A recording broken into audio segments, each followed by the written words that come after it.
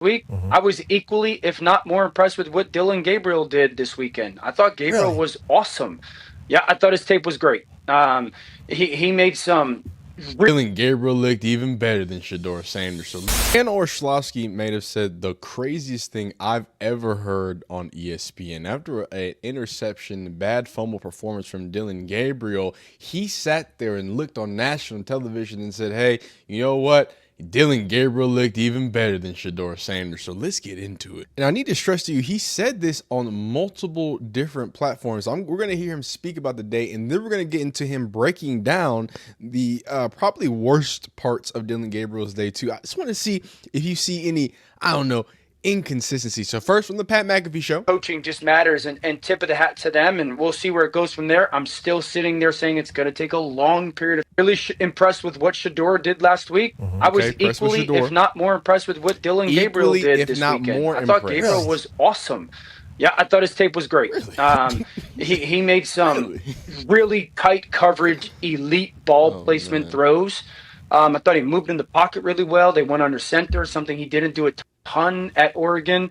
I don't think the interception's all on him. Yes, he at the end of the day makes the final decision, but there's a lot that goes into that ball being picked off, let alone There's a lot that goes into that ball being picked off. We heard Kevin Stefanski say, of course, not all interceptions are created equal. And I can't even I can't come up with anything better than that. They're professional talkers. I need to clearly step my game up because this is some bullshit on phenomenal levels that's been far unseen. Stephen A. Smith has this to say. Now, he also talked about the Dillon Gabriel thing, but we're going to get into that a little later, separate video. But let's talk about Dan Orlovsky just putting his cape on in the world of ESPN. This is Stephen A. Smith reacting to it. Here's the deal, y'all.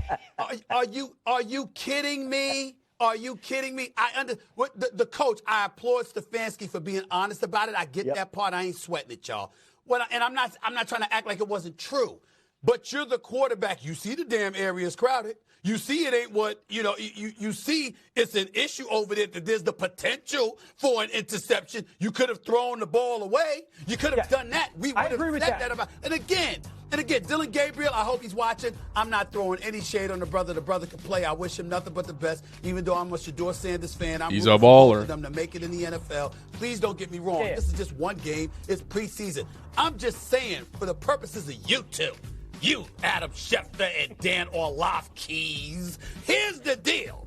A pick six should not have been thrown, and the fumble, even though it does happen, we certainly don't just shove it aside. Am I agreeing with Stephen A. Smith? With anybody else. Now, Dan Orlovsky, I will acknowledge this, Adam Schefter.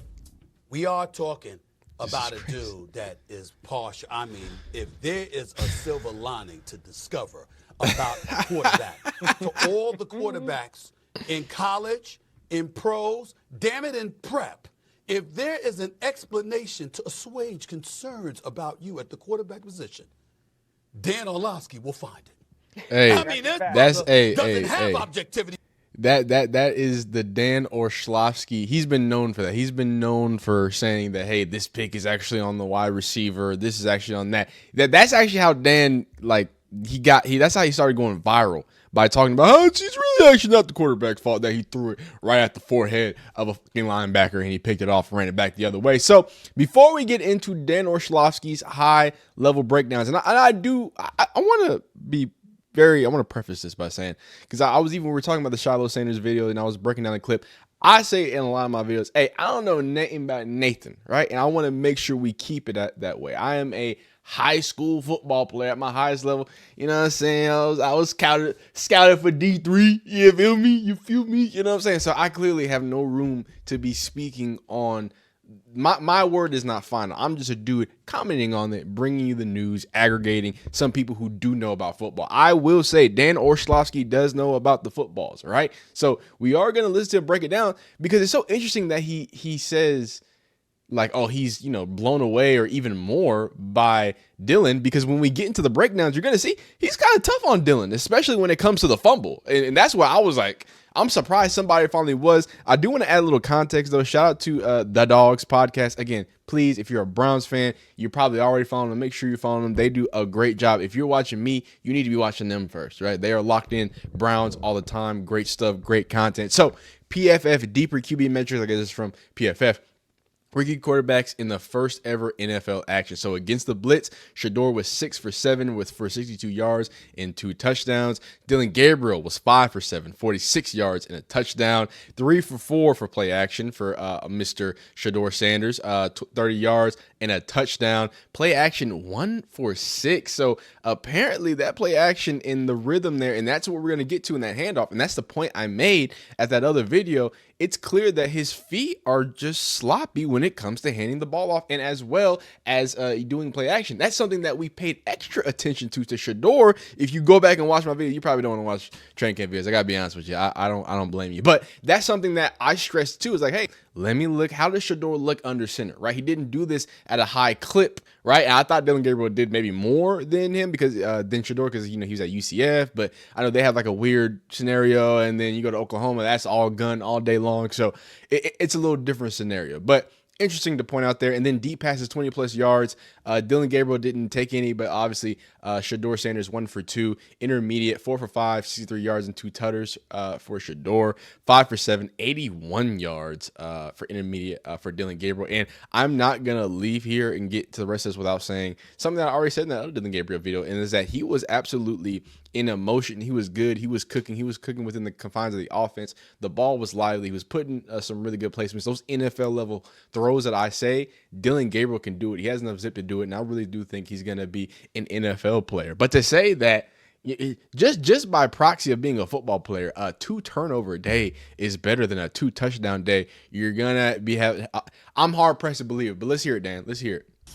There's just so much that each player has to pay attention to, and that is needed on a details and a fundamentals basis for any one play in football to be executed properly. Okay, so the Browns are running what we call a wham concept here. Trap concept, the block comes, you leave an unblocked defensive lineman in trap, and the block usually is trapping him from the inside, okay? Wham, you leave an unblocked defensive lineman, and the trap block is going from the outside in, okay? So you're leaving that guy unblocked. There's that wham by that tight end. Tackle would have that defender. Looks like this receiver should be folding inside up to that secondary defender. So really good play design, okay? Couple things to start with, okay? Number 1, running backs. They're taught landmarks, okay? So it looks like this back's landmark, meaning his track, where his initial target is for the run, it looks to be like outside leg of that tackle. And so you teach these backs, you're going to your landmark. Number 2, you make your pocket. And number 3, don't look for the ball. It's the quarterback's job to reach for the ball either. So this looks like the back is doing all the right things. Go to your landmark, make your pocket. It's a good pocket. And it doesn't look like his eyes go down. I can't see him, but his head stays straight up. So it looks, and I don't know what his landmark is, what he's getting taught exactly here. Look at Andrew. It looks like he's doing the right up thing, like a little Damon. Now for the quarterback. 1, did not take a ton of snaps under center in college. Okay, so you're learning all the footwork of this, how do you take the ball, and what steps you have to go operate under to get certain handoffs, because sometimes handoffs are what we call the midline. That's what it looks like he is operating here. Sometimes they're in that A gap, which is between the center and guard. Sometimes B gap between guard tackle. Sometimes C gap. So like that first step that the quarterback takes is huge when it comes to getting the ball where he takes like a back step. That's what we said in the last video. Gabriel's left foot. Okay, his left foot steps essentially behind himself.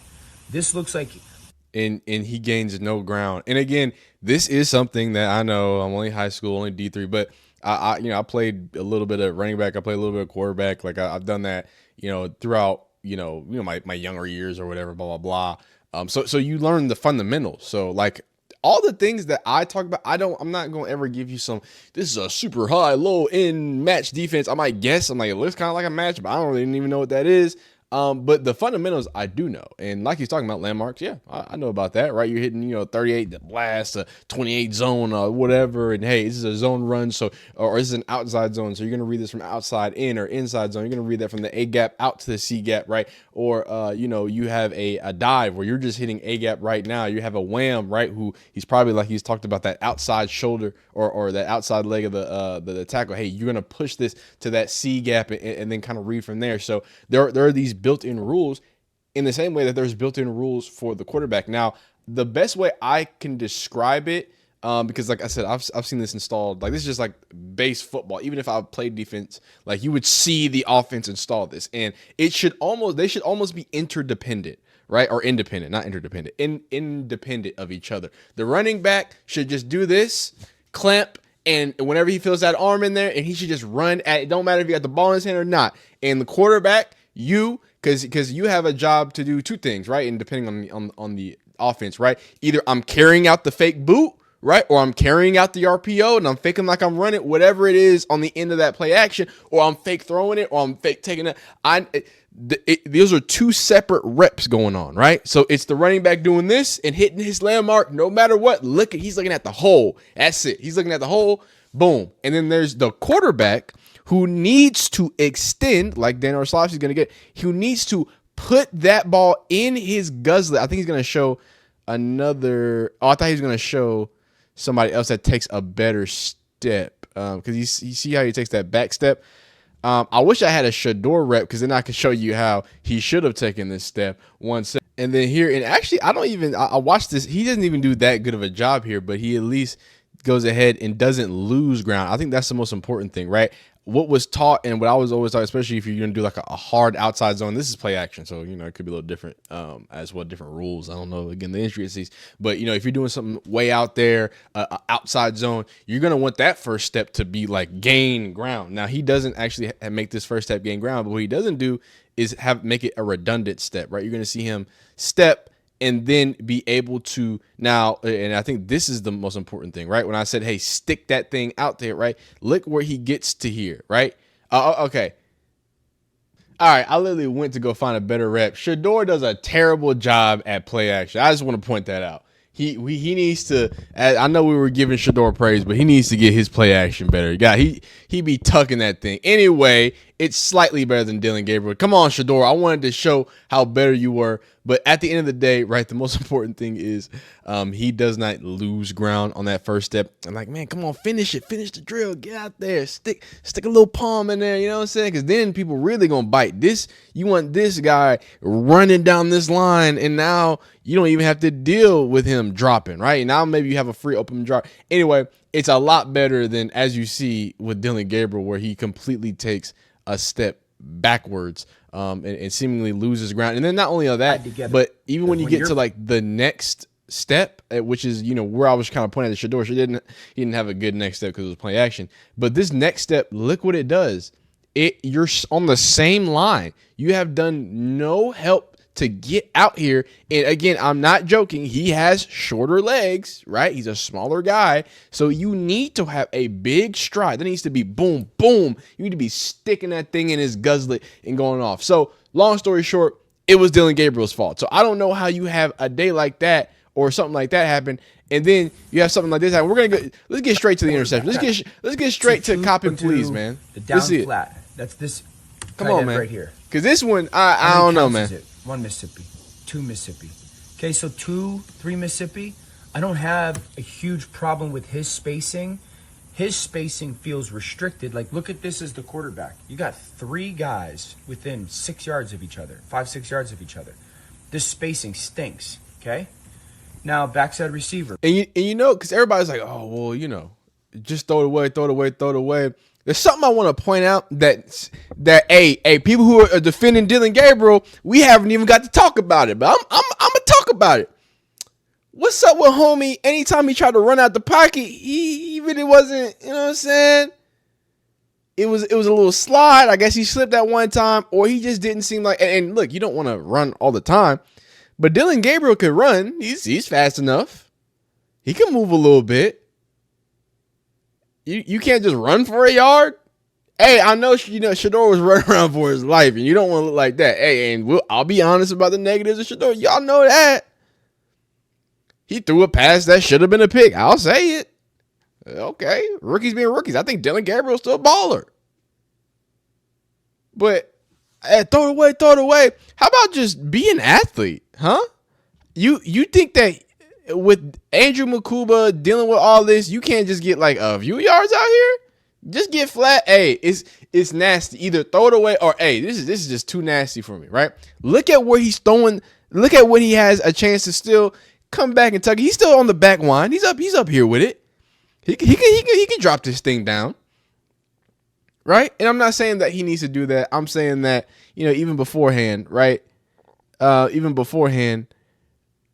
here, right? Yeah, because that's just literally when he made a decision. Like, does this look clean at all? Now, again, maybe you're expecting your tight end to come here. I'm not mad at expecting your tight end to keep going, but these dudes are stacked on each other. Andrew Mukuba just assaulted Deontay Johnson.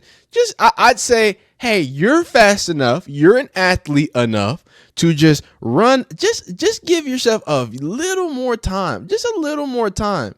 Right? And I get it, this dude's crashing in. The only reason why this dude's crashing in is because he just finished a throw and he completely stopped his momentum. But I don't think that dude's going to catch him if he just keeps it. Even though that dude was coming crazy. This dude right here was coming crazy. But, I mean, just give yourself maybe some time. Maybe, or just throw, or just run to throw it out. Maybe eventually that's the only chance he had. But I feel like there is a few more opportunities. And throwing it away was clearly one of the most obvious ones, too. You just take one more step. I think he's going to have the time and ability there. I believe in his athleticism, I think, a little more than he does. And then what does Darren Schlosky say? Trying to continue to push across. Just a great play by the safety. I think Gabriel's actually throwing the ball to this player. Okay? I think he's throwing the ball to that guy thinking he's going to keep running. And then there's just that moment of miscommunication. So the spacing jacks this play up. That slide receiver jacks this play up. Don't make that decision, no question. But I think he's making the decision to throw to that guy, and it's not going to be a pick six if he is. I just look. I get it. I understand. I get we all like Dillon Gabriel. He's a nice kid. I think he's going to be a fine player. But the fact that we've come off after this, after just an objectively bad performance, and we have ways to, I guess we're coming around to hear that it's not as good as it is. How do Browns people feel? How do Browns people feel? The interception, bro, you got to throw that away. All right. DTM doing too much, but you're a rookie in the first ever game in the NFL, preseason game. You threw a pick. All right. Whatever. And then on the fumble, not comfortable under center, running back little deep, those things happen in the preseason. But all in all, I should say, I thought he did a good job. He certainly did a good job. Obviously, you cannot minimize the interception nor the fumble because that hurts. And when you finish with it, you look up and say, okay, the third down conversions were excellent. The passing and control and understanding the offense and making the right decisions other than interception were excellent. However, if the entire focus of the offseason has been about protecting the football, you failed miserably there because you did it twice. Yeah, and again, this is I want y'all to be known. Like, some people may think, oh man, this is harsh how we're coming at Dillon Gabriel over this stuff. Like, give him but yeah, I thought the NFL was harsh. I thought it was harsh for third rounders. I thought it was harsh for people who were trying to be starters in the NFL. I thought it needed to be a little harsh. I don't think Dillon Gabriel is a dummy, and that's why he threw that pick. No, in fact, if this is what I want to stress, if Dillon Gabriel had just thrown the pick and that was it, I think we have a different conversation. It's okay. Well, maybe, okay. Because that tight end was tripping. Like, when I look at it in slow-mo, I was like, all right, he clearly was trying to throw with anticipation there, hoping that he would carry it out. But at the same time, if you see your wide receiver and tight end, booty bumping each other, working on it, or whatever the kids call it, Andrew McCool is over there just bullying him like a Longhorn. Yes, sir. We got to use the supercomputer brain, and let's figure something else out. Let's do one or other three things. But the fact that you follow that up with a turnover in another way, I think that is what's so important, is that he turned the ball over two different ways, right? He turned the ball over with, maybe a poor decision. We all say, hey, you can't throw that ball. But then from poor technique, from poor ability, poor learning your playbook, maybe not knowing that, hey, you need to be deeper down there, because I know some people are at the end are trying to say, maybe it's not his fault. No, that is 100% his fault. By the person who protects quarterbacks the most, that it was 100% Dillon Gabriel's fault. So I just don't like the fact that we're just trying to skirt past it and just pretend like it didn't happen. Let's not do that, all right? But shout out to Dan Orlovsky for protecting Dillon Gabriel. You won't be able to protect him from this one. It seems like a lot of y'all really feel like Dillon really was saying what he said to Shedeur, and y'all are convincing me. So we're gonna review some tape and we're gonna do that. But that's the next video, man. You be great, you be phenomenal. Appreciate you watching, appreciate you stopping by. Like the video if you like it, dislike if you don't, subscribe if you like football content, man. Continue to be great. Wait. By the way, I'm going to put this at the end. We're at the end of the video. There is a Cleveland Browns depth chart update. I would put it on here, but there's no update. Shedeur Sanders is still at QB4, sadly, but that's where we stay. But continue to be great. You be phenomenal. See you next time. Peace.